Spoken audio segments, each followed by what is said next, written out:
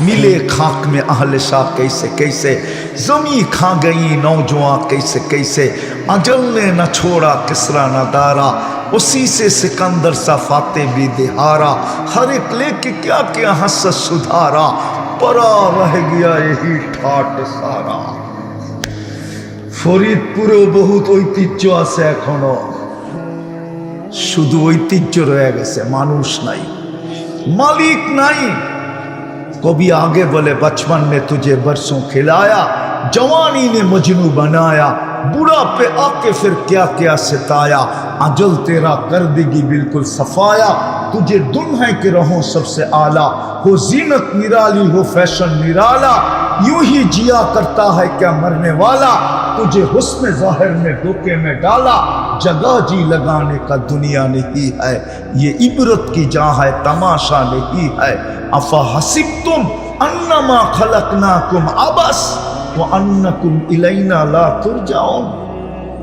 আল্লাহ তো এটাই বলতে চাইতেছে, তুই অনর্থক না, প্রস্তুতি নিয়ে আসো, মূল্যায়ন করব, প্রস্তুতি নিয়ে আসো, জান্নাত দিয়া তোমাকে কিনবো। প্রস্তুতির ভিত্তিতে আল্লাহ জান্নাত দিবে। এই দুনিয়ার 10 গুণ সমান সবচেয়ে ছোট জান্নাত, এই দুনিয়ার 10 গুণ সমান। 2,40,000 মাইলের পরিধি দিবে, সাজায়া দিবে, সাজাইতে হবে না, বিন্দু সাজাইতে হবে না, বরং গ্যারান্টি কার্ড দিয়া দিবে, মা তাস্তাহি আনফুসুকুম, সাজানো আছে, তারপরও যা চাবে তা মিলবে। ওয়া তালুদ্দু আয়ুনুকুম, চোখে যেটা লাগবে ওটাই মিলবে। দুনিয়ার মতো 5, 10, 15, 20 বছরের জন্য না। সরকারি চাকরি সোনার হরিণ আমি মানি, কিন্তু কয়দিন? বলেন না, আপনি কি সরকারি চাকরি করছেন? কয় বছর? 60 বছর পর্যন্ত। 60 বছর না, আপনার বয়স যখন 60 বছর হবে, হতে পারে চাকরিতে ঢোকার পরে 15-20 বছরই আপনি রিটায়ার্ড হয়ে গেছেন। আর জান্নাত তো চিরদিনের জন্য দিবে। আনতাহিয়া ফালা তামুতু আবাদা, চিরদিন। আনতাশিব্বু ফালা তাহরামু আবাদা, চিরদিনের যৌবন, বৃদ্ধ কোনোদিন হবে না। কেননা দুনিয়ার নিয়ম এইটাই, নেয়ামত যতই থাকুক, জীবন না থাকলে কোনো কামের না। কি বলেন? জীবন আছে কিন্তু যৌবন নাই, তো কোনো যৌবন নাই তো মজা শেষ। জীবনও আছে, যৌবনও আছে, কিন্তু সুস্থতা নাই, তাও মজা শেষ। জান্নাতে চিরদিনের সুস্থতা, জীবনও আছে, যৌবনও আছে, সুস্থতাও আছে, কিন্তু মাল নাই, তাইলেও জীবনে মজা নাই, ঠিক না?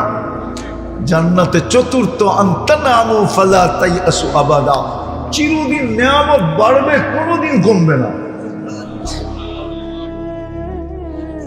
চিরদিন নিয়ামত বাড়বে, কোনোদিন কমবে না।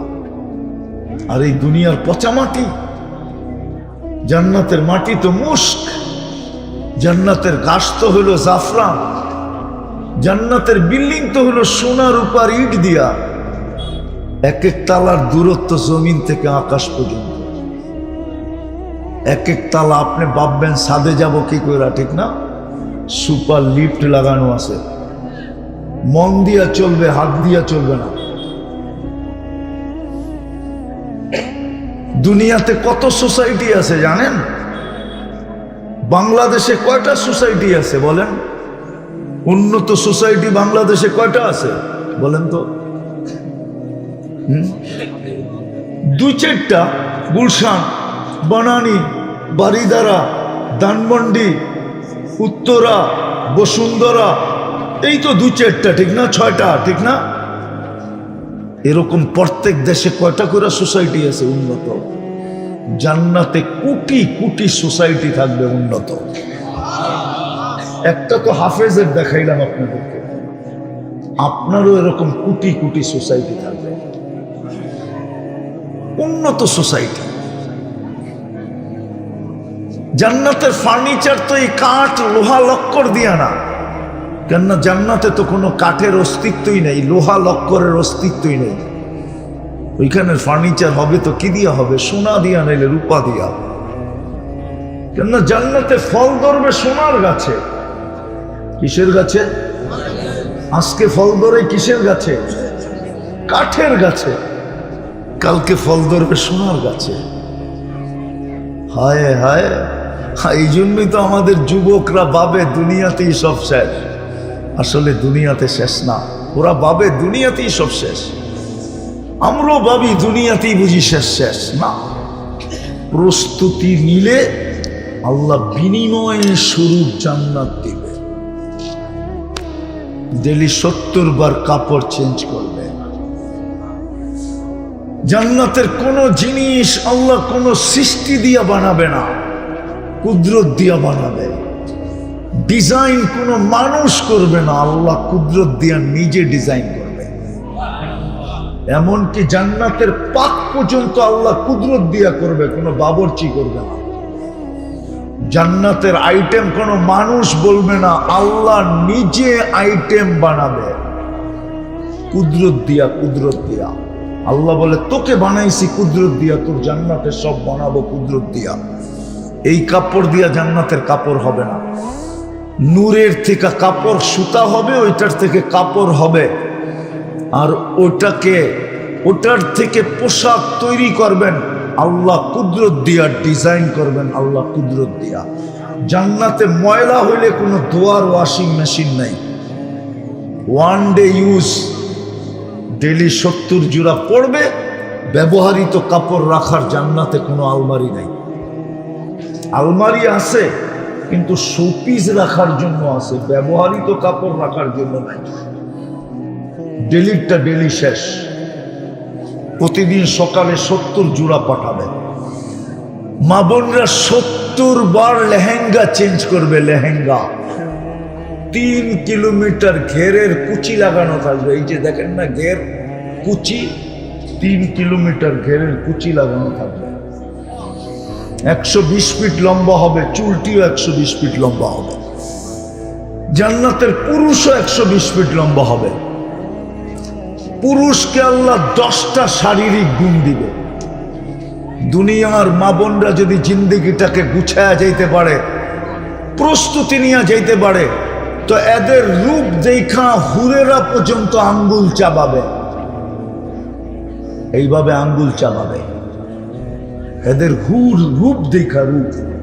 অথচ হুরদের রূপ আল্লাহর রাসূল বলতেছে, লাউ কাশাফা সাকাইহি লাগাবা দাউ শাম, পাও খুলে দিলে সূর্য চিরদিনের জন্য আলো হারায় ফেলবে। লাউ যাহিকা আলা দুনিয়া লাতানাওয়ারাতিদ দুনিয়া কুল্লা, একটা হাসি দিলে সারা দুনিয়া আলোতে ফকফকে হয়ে যাবে।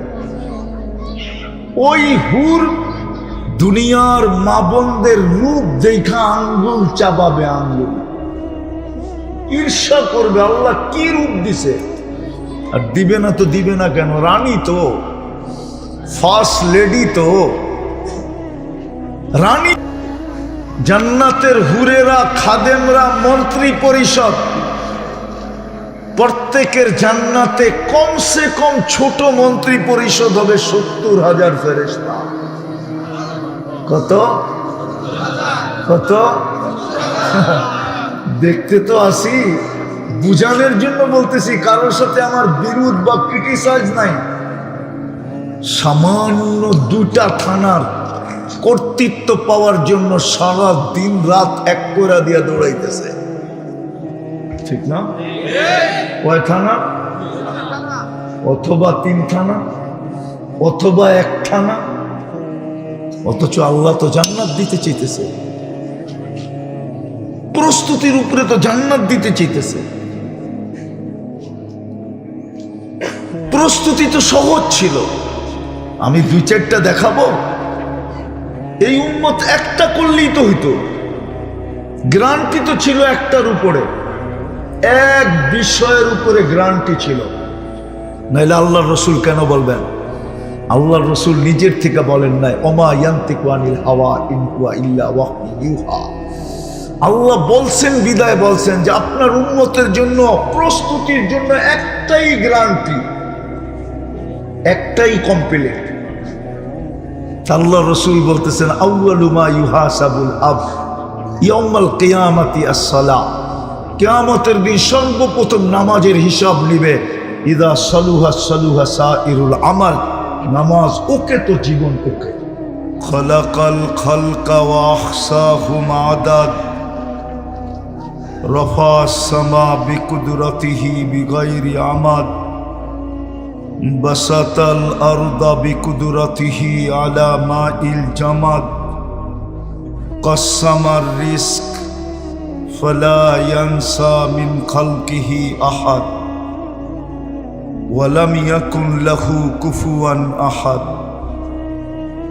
ওয়াসসালাতু ওয়াসসালামু আলা হাবিবিনা ওয়া হাবিব রাব্বিনা মুস্তাফা মুজতাবা লিওয়াউল হামদি বিয়াদিহি ইয়াউমাল কিয়ামা সাইয়্যিদাল আউয়ালিন ওয়াল আখিরিন ইমামাল মুরসালিন রাসূল রাব্বিল আলামিন বাশীরান ওয়া নাযীরা দাঈয়ান ইলাল্লাহ রাহমাতাল লিল আলামিন শফীআল মুযনিবিন হারিসুম বিল মুমিনিন রাউফুর রহিম সাল্লাল্লাহু আলাইহি ওয়া আলা আলিহি ওয়া আসহাবিহি ওয়া আতবাইহি সালাতান ওয়া সালামান কাসীরান কাসীরা।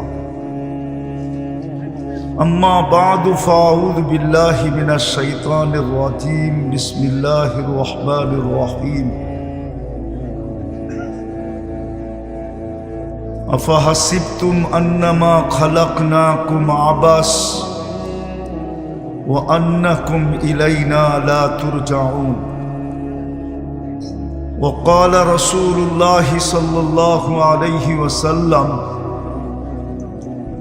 إنكم لتموتون كما تنامون تبعثون كما تستيقظون وتحاسبون بما تعملون أو كما قال عليه الصلاة والسلام। ওয়ারলেস পাড়া দারুল উলুম মাদ্রাসা কর্তৃক আয়োজিত উক্ত মাহফিলের সম্মানিত সভাপতি, উপস্থিত উলামায়ে কেরাম, শহরের বিভিন্ন জায়গা থেকে আগত মুসলমান ভাইয়েরা, যেই পর্যন্ত লাউড স্পিকারের আওয়াজ পৌঁছতেছে, ঘরের অন্তরালে মা ও বোনেরা, কোরআন হাদিস থেকে যতটুকুই তিলাওয়াত করলাম আশা রাখি একই সামনে রেখে অতি অল্প সময় কিছু কথা রাখব। কেননা লম্বা কথার অনুমতি শরীর দিতে চায় না। এই জন্য খুব অল্প সময় কথা হবে।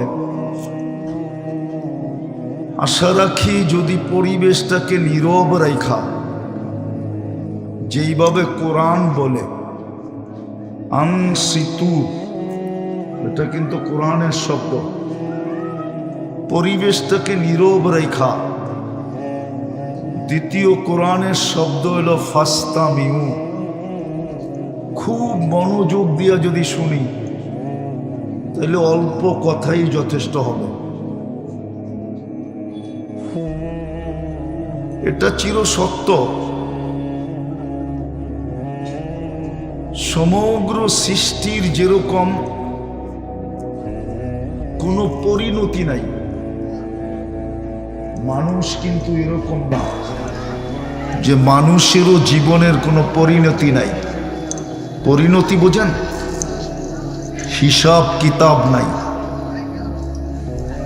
কোনো সৃষ্টিরই হিসাব কিতাব নাই।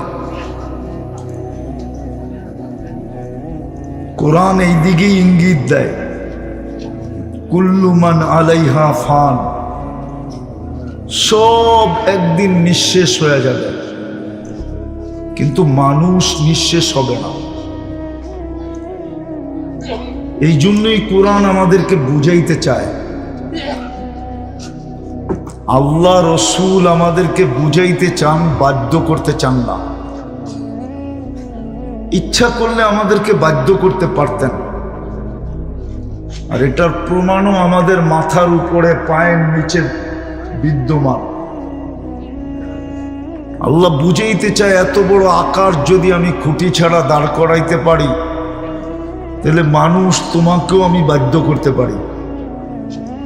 আকাশের সামনে মানুষের কোনো পার্সেন্টেজ হয় না, তুলনা হয় না।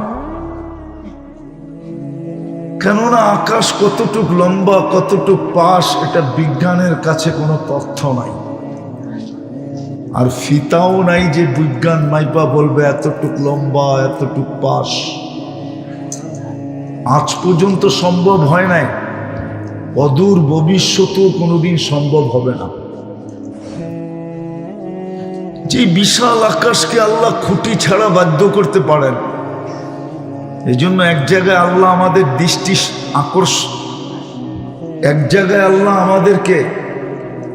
আমাদের দৃষ্টিকে আকর্ষণ করতে চাইছেন।